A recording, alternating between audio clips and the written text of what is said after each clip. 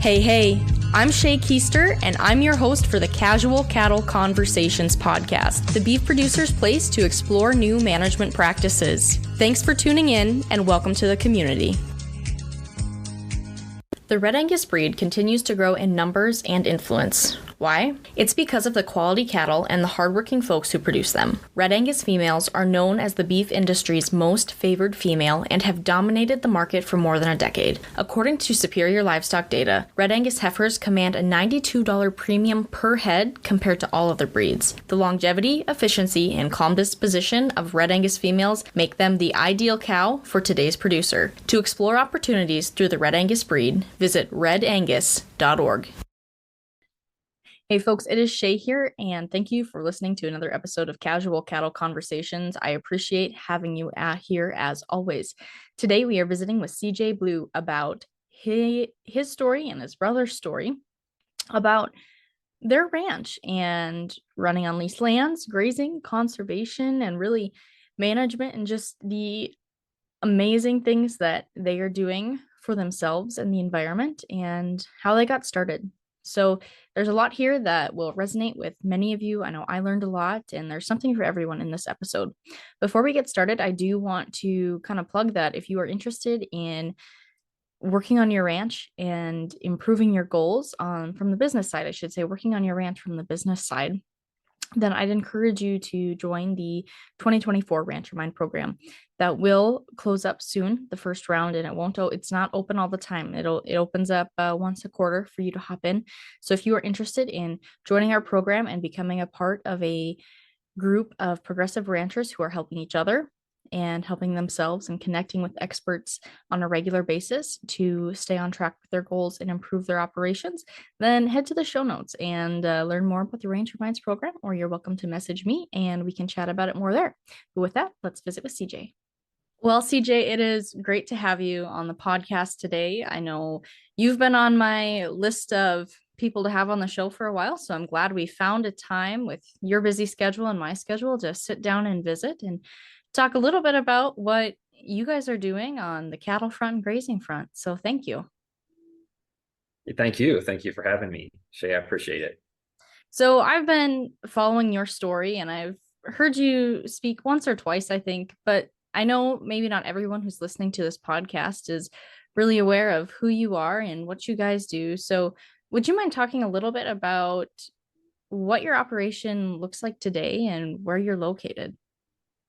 Sure. So CJ Blue, my brother and I, actually my wife and 3 kids and my brother and I operate a family partnership that's primarily a commercial cow-calf operation, very south central Kansas, south of Hutchinson, northwest of Wichita is where I'm at. And then our brother Russell actually lives on a ranch west of Medicine Lodge. So we're spread out over 3 or 4 counties in south central Kansas. The commercial cow-calf operation, Red Angus cows. We like the red cattle for a number of reasons.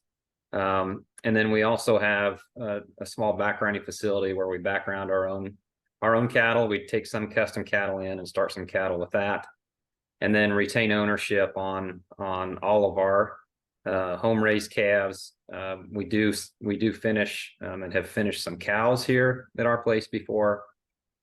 So primarily a commercial calf operation with a small backgrounding and some finish capacity. Our cows are everything from grass and cape cows, and we try and do as much as we can on without limit our cost and doing as cheap as we can. So kind of the traditional grass and cape cows where the cows stay on range year round. We have that all the way to cows that are even like grazing irrigated perennial grasses during the growing season. We stockpile quite a bit of that stuff too and graze it in the off season, but then we graze a lot of cover crops. They've got 4 legs in the mouth for a reason. So we try and graze as much as we can and feed as little as possible. So I have to ask because I'm in North Dakota, so my grazing season looks different than someone in South Central Kansas, which looks different than someone who's in Florida or maybe California. So how long is your grazing season on a normal year, if there ever is such a thing as a normal year anymore? But typically, what does that kind of look like?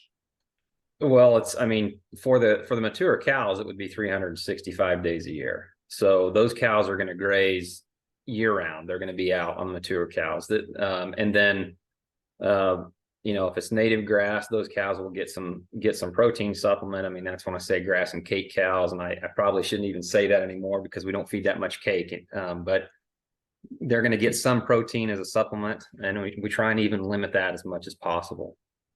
The only thing that really ever gets not even pinned up, but kind of parked and fed would be our bred heifers. And so our bred heifer program we do right here in Reno County. For one thing, we develop those heifers as yearlings.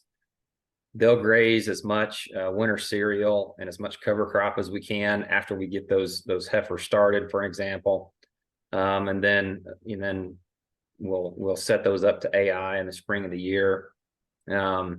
Still trying to limit feed those or not do much feeding on those heifers all the way until it's time for them to calve.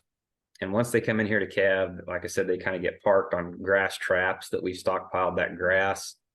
I'm really growing bedding more than I am anything else on those grass traps that we calve those heifers in. And then they get fed. Those heifers, what we'll do with those, and generally, 60 to 90 days is all the longer that they'll do that. We want to get them calved, and then we try and get them back out. And a lot of times they'll be on either a winter cereal as a pair, or they'll go on this perennial cool season grass that we have, or a cover crop. But we do feed those at night. So we have those traps that we calve on. We'll have a smaller pen that we can close off during the day. We can go ahead and feed on that at any time during the day. And then we don't do it perfect, but at about dark, we let those heifers in. And by doing that, we get about 80% of our calves born during daylight hours that way. But so to answer your question, 365 days a year on the mature cows. And then like on a bred heifer, she is going to be pinned up or get fed while we're calving her. But the rest of the time we're trying to graze. We try and graze, same way when we wean our calves. So we'll wean those calves about the end of August, first part of September. And we're going to try and get them straightened out for 45, 60 days and then get them out and grazing as quick as we can. We'll calve, I should have said this earlier, but we will calve. The heifers are set up to start calving February 24th, I think, is our AI date. And then the cows will be a full 30 days after that. So middle of March to April timeframe is when we calve. You've got a lot going on there. Yeah, well, everybody does. Yeah. We're no different than anyone else. It's just, it's not an easy business. If anyone thinks it's easy, I think they're fooling themselves, right? So. Yeah, absolutely. So, earlier you said that you're spread out over several counties. Is most of that leased land? Yeah, it is. So we're 95% of our land base is leased land. So, I don't know how unique that is. I think it's somewhat unique. That creates challenges that anyone who leases land understands probably. But yeah, definitely, our land base is mostly leased land. And, we work with really good landowners that have given us an opportunity to have a land base to do this. One of the ways I guess we've differentiated ourselves from the next person that may lease that land, and not all of it, not all of it works out. But we look for partnerships and landowners to work with that have the same long-term vision that we do. I've said a number of times that at the end of the day, we really are in the land rehabilitation business, and the cows are kind of a tool to help us get there. Because that's what we do. That's what we specialize in. And like I said, that's given us opportunities that I think we wouldn't have had otherwise. And one of the challenges with that, though, is, especially on leased land, is, and my brother and I had to come to this realization early on, but, we're going to spend some money on something, or we're going to spend time and blood, sweat, and tears getting something straightened out and fixed up. And then, the landowner is going to decide to sell it or whatever. The family may sell it and that kind of thing. And that's definitely happened. But the key for us in this deal is to make sure that we've got partnerships and landowners, like I said, that have the same long-term vision that we do. And that's everything, it's primarily land stewardship, but a whole lot of other things too. So when you're looking at, you say you're in the land rehabilitation business, which I think Yeah. is a very accurate statement for a lot of what cattle producers are doing in the grazing lands that are available. What is kind of your first step? Say if you take on a new piece of leased land and know you need to rehabilitate it and improve the land quality, soil quality, forage, whatever it Yeah. may be. Where do you kind of Yeah. start with that? Well, for us, I mean, it's going to be just an assessment of the range. More if we're talking native range, it's going to be assessment of native range. If it's some crop land that, we're kind of notorious for taking on some poor type cropland and getting it converted to perennial grass or cover crops and then grazing it. But on the native range, it's, get a range inventory, get a grazing plan put together, and start to, just stock it right. There's a lot of this stuff that, right, wrong, or indifferent, but a lot of times it's overgrazed. There's invasive species out there. A lot of times it's, that's trees, so we'll get a plan put together, a grazing plan put together, and then we'll leverage every resource we have, as far as funds to help us do that. A big fan of the EQIP program and working with NRCS. In our area, we also have the Cheney Lake watershed that is particularly interested in making sure that we keep as much phosphorus and keep a clean lake for Cheney Lake, which is where the city of Wichita sources, I think, about 50% of their drinking water from. And so we have an opportunity there to work with the Cheney Lake watershed. There's some funds available for us to implement some environmental stewardship things that way too. So that's generally one of the first steps that takes place. So with that, when you said earlier on a couple times that you really work towards finding landowners who have the same vision as you do for a specific piece of land, but are they, when you come to them or working with them and express your vision and how you want to improve that land, do they become more willing to help pay for any improvements? Or because I know that can vary so much depending on who you're renting land from. Some maybe want to help a little bit, some don't want to put any money into it. Like, what's been your experience there? It's all over the board. So we have some where, the landowner has the means to make the investment that needs to be made to help us achieve that long-term vision, and they're completely bought in and willing to make that investment. That's from one end of the spectrum. The other end of the spectrum is where the landowner says, I don't want to spend any money on it. And so if you can think about that, one is probably going to happen a lot quicker than the other. And so, when funds are limited, and we'll do what we can, but we also have to be able to have be profitable at the end of the day too. So we'll do what we can, and then we'll get help from USDA or NRCS and others to be able to help achieve that. But to answer your question, I would say it's from one end of the spectrum to the other. I think, one of the challenges that you have sometimes is even working with landowners, or even landowners that would be like the next generation. So they've taken that land on, and maybe they have different goals than what the generation before them had, which is great. And then a lot of times what they discover is that, there really hasn't been a whole lot going on out there for, maybe not the whole generation before, but at least for, the last years. And a lot of times there's some catching up to do. And so, just land is it's not necessarily like an annuity that just always pays out. There's maintenance, there's things that you have to do to it to make sure that it stays in shape. And if you're a landowner and you own the land and you're leasing it out, I think the key is to make sure that you find a leaseor or somebody who's going to rent that has the kind of stewardship and environmental things in mind that you do. Because sometimes unfortunately, I think some of this leased land just gets, collects a rent check every year, and nobody cares really about what's going on out there. And you see that a lot. How do you think more cattle producers can connect with landowners to make them care more about what's happening to the land going on and make it more than just, maybe I inherited this piece of land and I just want to collect the check off of it. Well, I think, what do they call it? The regenerative craze that we're getting into now. Wouldn't necessarily call it a craze. I think it's a good thing, but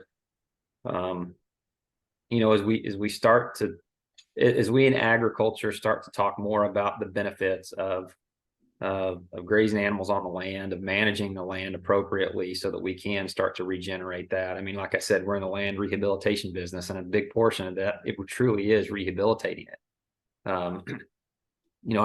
Someone's asked me before, what does that look like, or what do you mean by that? And the best way I can describe it is to try and put it, we feel like we're doing the right kind of job, or doing a good job, when we can make that land look as close as it did before man laid eyes on it.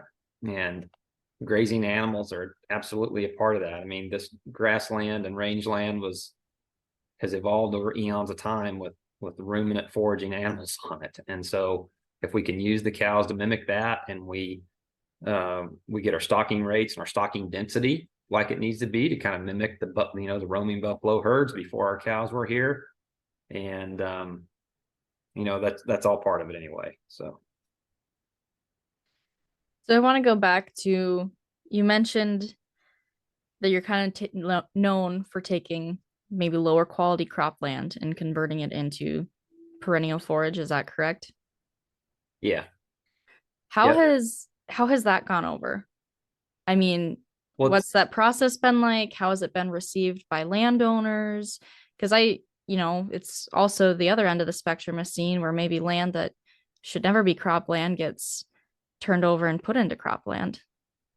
yeah, you're absolutely right. I mean, so really the stuff that we're dealing with, in my mind, never should have been broken out to begin with and farmed, right? It should still be a native grass. I think that's the case in many areas. And then sometimes, like you said, even today, you see some stuff maybe get broken out that shouldn't. But so it's different than, we're in dryland wheat country in this area. Kansas is the largest, wheat producing state in the nation. And so there's that. But crops continue to transition in our area to more row crops too on some of that stuff. But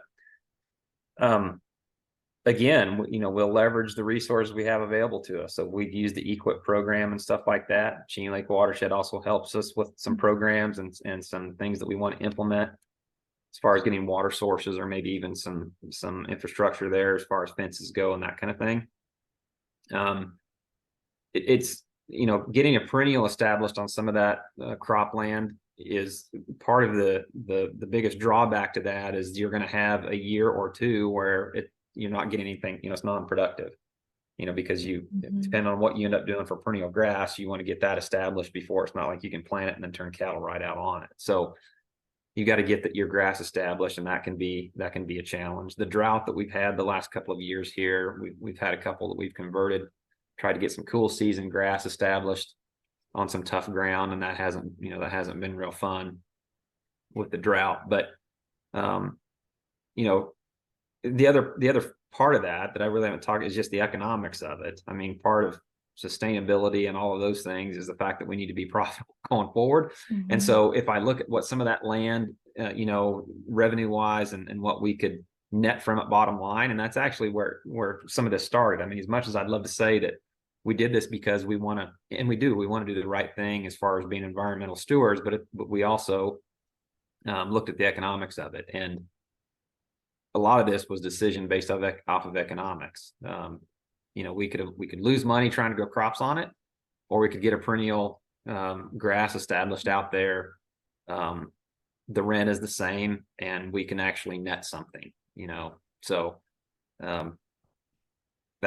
it's been a good thing. I mean, and I there's no doubt in my mind that we're doing more for that soil than we would trying to do grow crops on it. And then even if we threw a cover crop in there every now and then, if we can get a perennial established on there, and we can intensively manage that with cattle, with high stocking density and long periods of rest, then I think we truly are accomplishing something from a soil standpoint.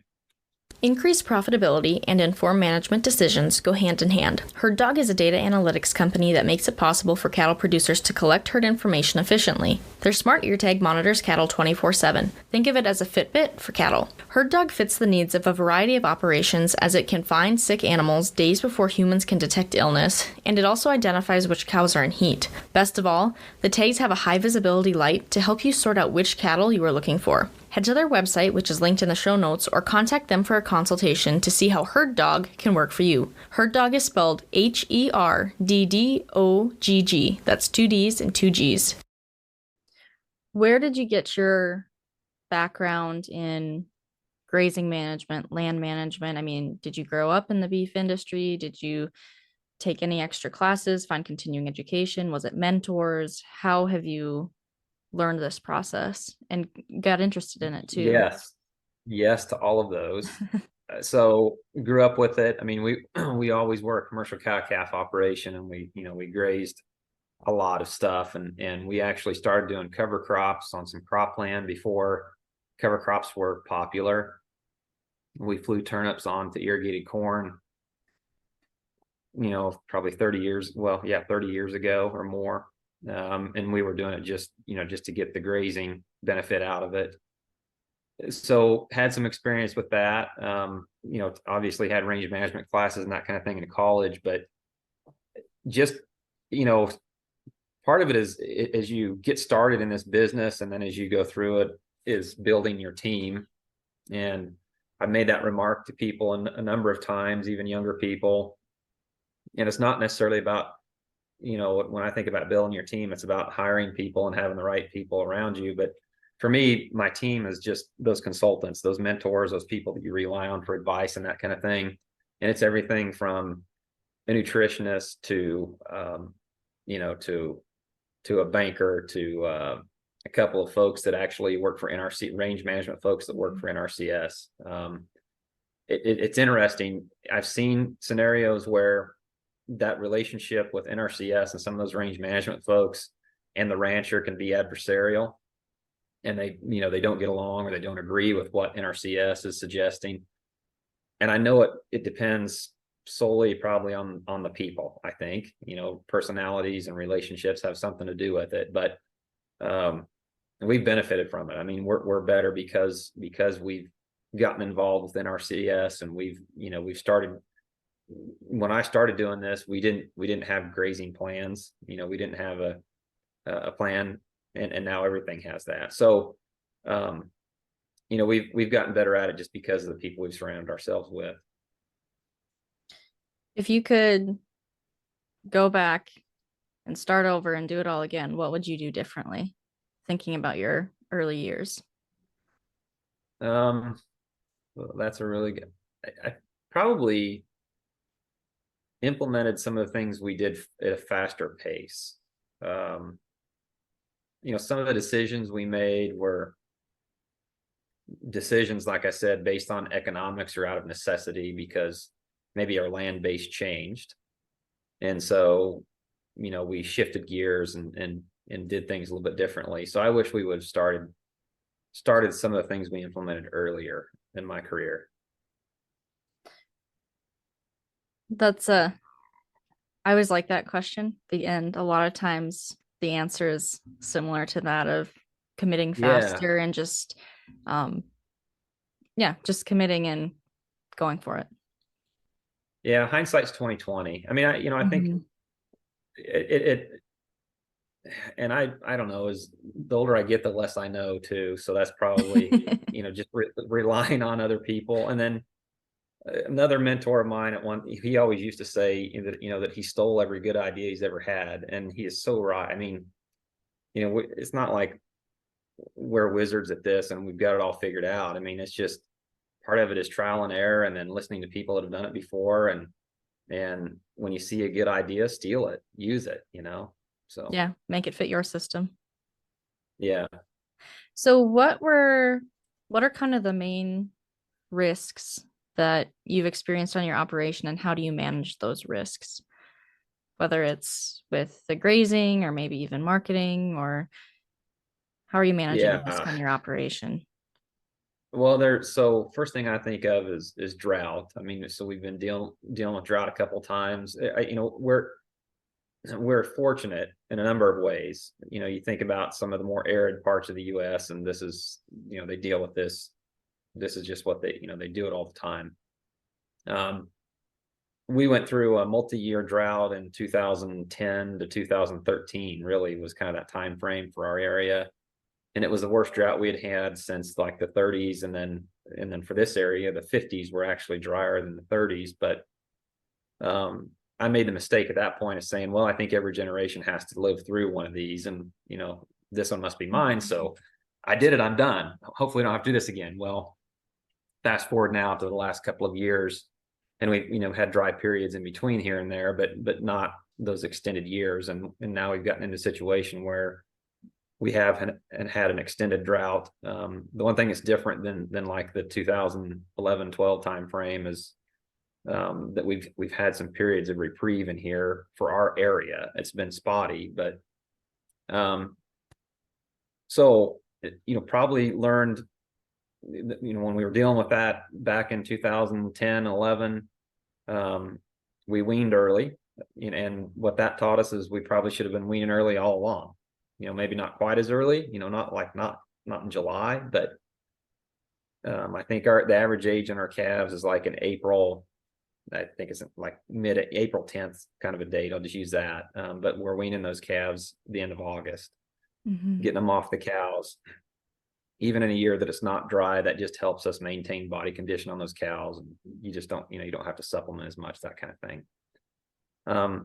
So early wean was one of them. The other one that I think has been a challenge, and I talked about, you asked about the land base and the fact that it's leased land. The way that it's leased, I think, is, we've gotten better at leasing that land by the animal unit instead of based off of a per acre basis, where no matter how it's stocked, or if it's a dry year and you still have to write a check for that, a rent check for that can be a challenge. So managing the risk that way, the drought risk through how that land is leased is one way to work with that.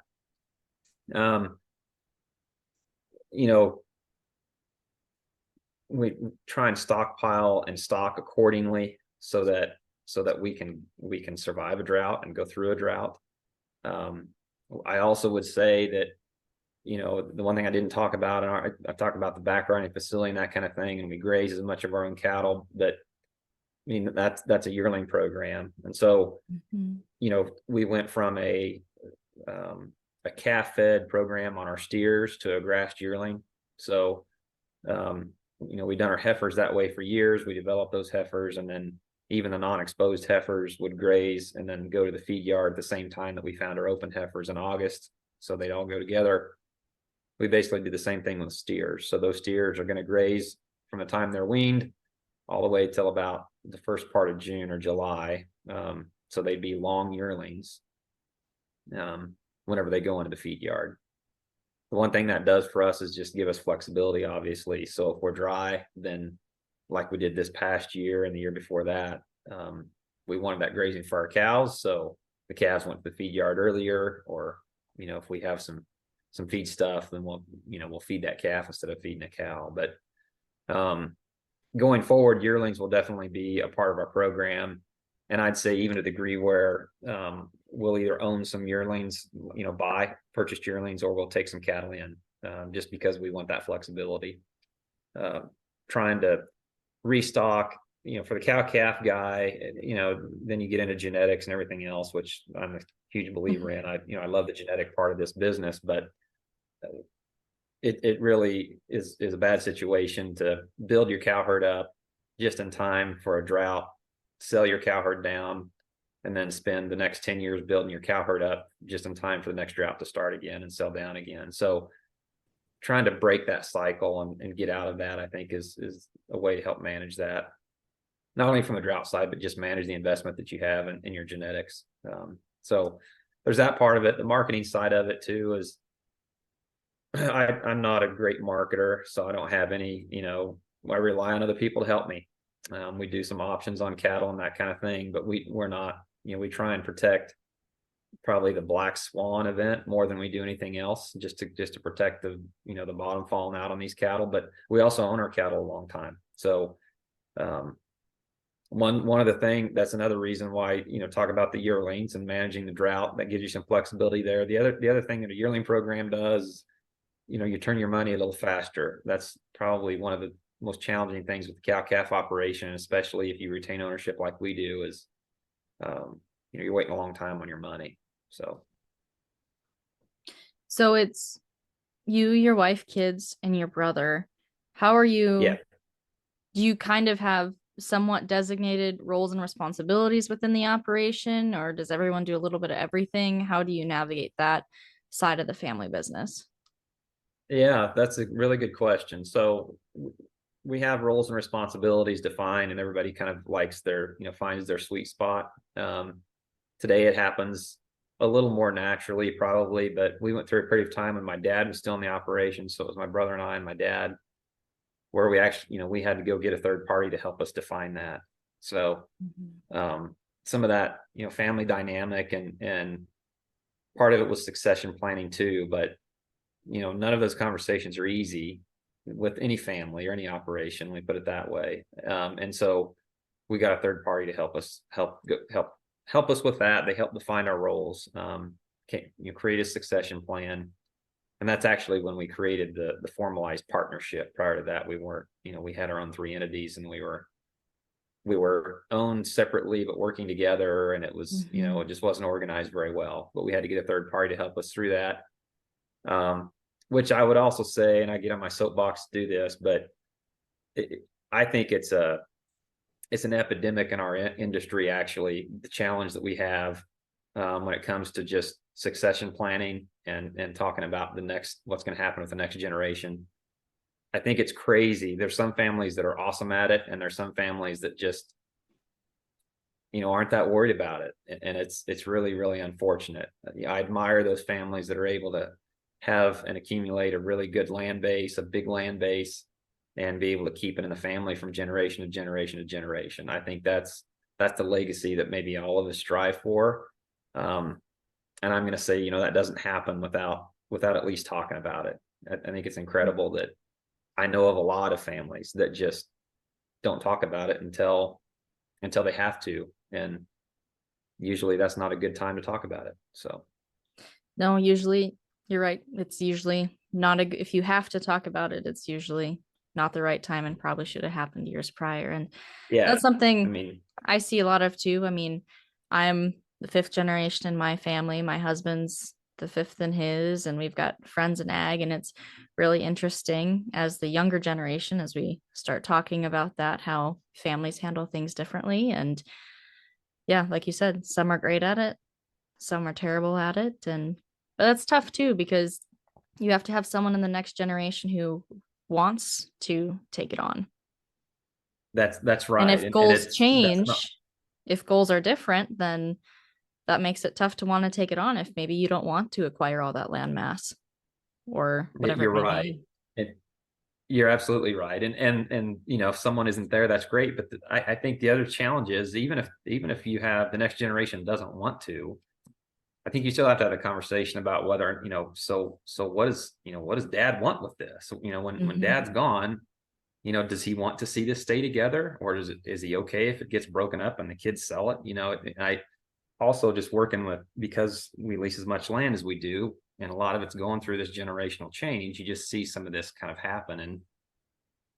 And unfortunately, a lot of times, the conversation doesn't happen until somebody dies, and it's just, then people aren't, a lot of times the best thing for the land at that point doesn't happen.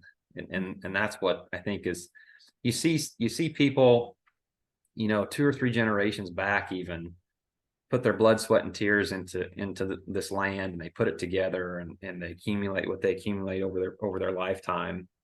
And especially for somebody like me, where the land base hasn't come easy, you look at that and it breaks your heart sometimes when you see the next generation get it, and first thing they do is break it up and sell it, or and you always wonder, when the first person that bought that and they spent their lifetime putting it together, if that's truly what they wanted. So yeah, not to get on that soapbox and down that rabbit hole, but I do think it's an epidemic in our industry. I think it's something that we're not talking enough about. Families don't work on enough. Well, it's a communication thing. There's a lot of emotion tied to it. Yeah. There's a lot of Yeah. there's Yeah. I do a lot of podcast episodes on that topic too, and each one's a little different, and Yeah. it's important. It is. It is. And it's not easy to talk about at all, but Yeah, well, CJ, I really appreciate the conversation that we've had so far. And before we wrap up, is there anything else you'd like to share with those who are going to listen, whether that's about the beef industry in general or managing land, cattle? Any final thoughts? I don't know. I mean, I don't have any, I'm not that wise, so I don't have that much words. I don't have that many words of wisdom or anything. You know, I've had the opportunity to get in front of, young producers in the past, and